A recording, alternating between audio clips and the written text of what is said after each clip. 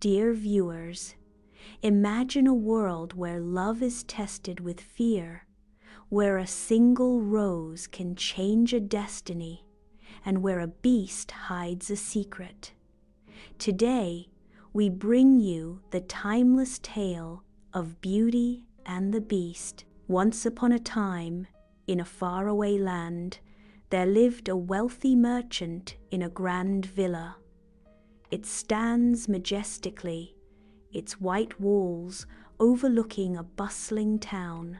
He lives with his 3 daughters. The youngest was named Beauty, and true to her name, she was not only lovely to look at, but also gentle, kind, and humble.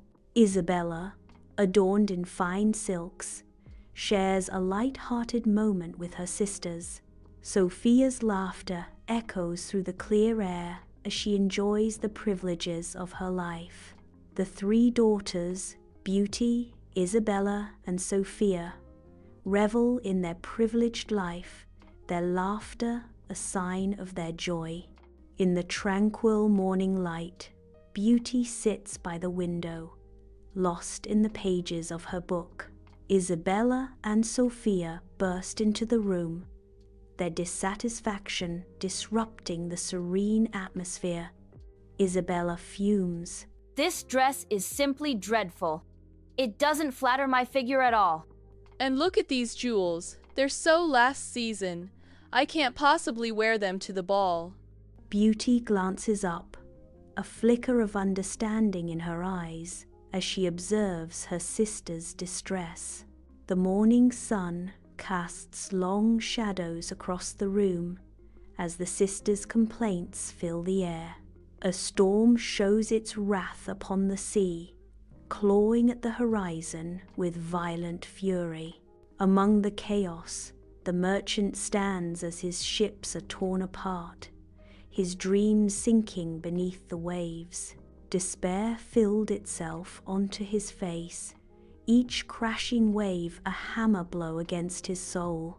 With his fortune swallowed by the sea, the merchant is left with nothing but the storm's harsh roar and the haunting echo of lost dreams.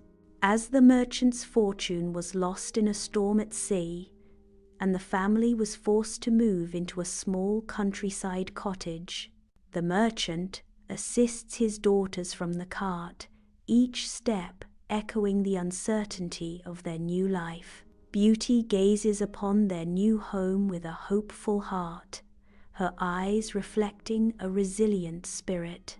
Isabella and Sophia cast sour glances. Their displeasure shows from their faces. One winter, the merchant heard that one of his lost ships had returned to harbor. Warm firelight dances across the humble cottage. Merchant Start prepares for a journey. Hoping to regain his fortune, he set out. His daughters, Isabella and Sophia, watch him with a mixture of concern and quiet anticipation. Merchant told them, "I am setting off in the morning to try and recoup some of our losses. It will be a long and difficult journey. And before I leave, is there anything you would like me to bring back for you? A gift, perhaps?" When Isabella and Sophia heard this, they reveal their spoiled natures, their desires stark against Beauty's quiet grace. Isabella said immediately, Jewels, father. We need jewels. Sophia echoes the sentiment, her words dripping with extravagance. And gowns. Silk and velvet, the finest in the land. In contrast to her sisters, Beauty's gentle voice asks for little. Father, please bring me a single rose, for they do not grow in this cold land. Under the cloak of night, a lone merchant pushes his weary horse deeper into the snow-laden forest. Lost and vulnerable, he braves the biting wind, each snowflake a chilling reminder of his isolation. The horse trudges onward, its breath misting in the freezing air, a silent partner in the merchant's desperate journey. As darkness tightens its grip, the forest whispers tales of unseen paths and unknown dangers. The merchant found his ship ruined and returned poor once more. Saddened, he rode home through a dark forest until he came upon a magnificent castle glowing with light. A magnificent castle emerges from the gloom, its windows glowing with a warm, inviting light. Disbelief washes over the merchant's face as he squints at the sight. Drawn by the promise of shelter, he hesitantly approaches the enchanted castle. In the grand dining hall of the enchanted castle, a lavish feast awaits under the expectant silence. A lone, hungry merchant cautiously enters, his eyes widening in awe at the castle's grand look. Drawn by the irresistible feast, he approaches the table, hesitation giving way to growing enthusiasm. He begins to eat, taking each bite of the tasty dishes before him. Fully satisfied, he rests, leaning back in a velvet chair, marveling at the castle's richness. In the enchanted castle garden, the merchant prepares to leave. His gaze settles upon a vibrant rosebush, its petals glistening in the morning dew. Remembering Beauty's wish, he reaches out, his fingers gently tracing the delicate petals. With careful hands, he plucks a single rose from the bush. The rose now in his possession, he holds it tenderly. A fearsome beast emerges from the shadows, its presence a threat to the serenity of the enchanted castle. The beast's mighty roar reverberates, shaking the ancient stones. The beast's eyes blaze with fury as it accuses. You have stolen from my garden. For this crime, you must die. Before the enchanted castle, the merchant kneels, his voice trembling with desperation. He pleads for forgiveness, confessing his actions were driven by love for his daughter. The beast's imposing presence fills the scene as he listens intently. He declares with chilling authority, Then your life is spared, but only if one of your daughters comes willingly to live here in your place. The merchant is struck with despair. Merchant reached his home. Sunlight spills into the humble cottage, revealing dust motes dancing in the air. He sits worried about the beast's demand and discusses the situation with her daughters. Isabella and Sophia glare at Beauty, their expressions filled with resentment. Isabella hisses, It's all your fault, Beauty. If you hadn't asked for that ridiculous rose, Father wouldn't have been in danger. Yes, always with your books and your fanciful notions. Now look what you've done. Beauty sits quietly, her gaze lowered, absorbing the accusations in silence. The fireplace casts a warm glow, its dancing shadows reflecting off the humble cottage walls. Beauty stands tall. A blend of decision and anxiety shows across her face. Her father sits slumped in a chair, his face etched with worry. Beauty's voice cuts through the silence. Father, do not fear. I will go in your place.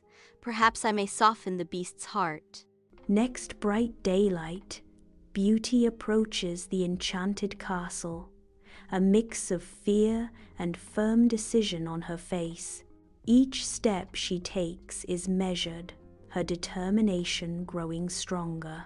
The castle looms closer, a silent sign of the magic it holds.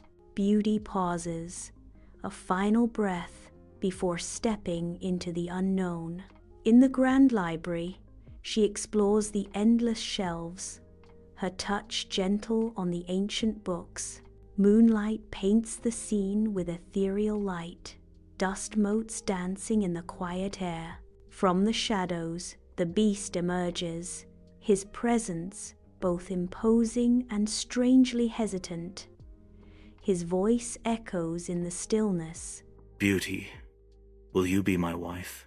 Beauty turns, her eyes meeting the beast's with a mixture of surprise and apprehension. The library holds its breath, awaiting Beauty's answer.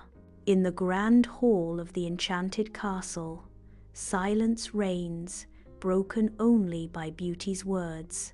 The beast stares, his face a canvas of hope and despair as Beauty speaks. No, dear beast, I do not love you. The beast listens, his hopeful expression slowly fading into despair as her words sink in. The enchanted castle seems to hold its breath, waiting for the beast's reaction. Beauty's words stays heavy in the air, crushing the beast's spirit. In the enchanted castle's garden, Beauty and the beast wander, each step a dance of newfound understanding. The beast's presence exudes a gentle aura as he shares tales spun with generosity, wisdom, and kindness. Sunlight shines through the leaves, illuminating their tranquil walk and the blossoming of an unlikely bond.